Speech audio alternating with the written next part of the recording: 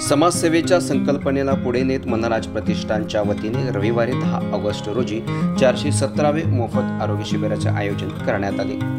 PA Lokhande मार्ग चेंबूर येथे भरलेल्या या आरोग्य शिबिरात वरिष्ठ नागरिक व गरजू रुग्णांसाठी विशेष आरोग्य सुविधा उपलब्ध करून देण्यात आली। या निमित्ताने 59 वरिष्ठ नागरिकांना मोफत चष्मे देण्यात आले।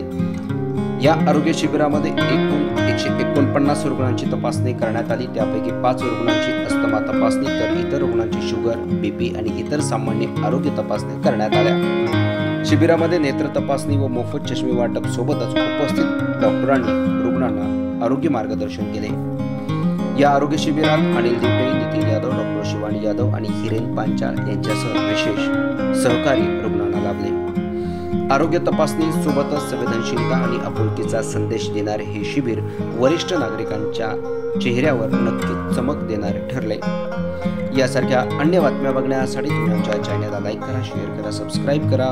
धन्यवाद।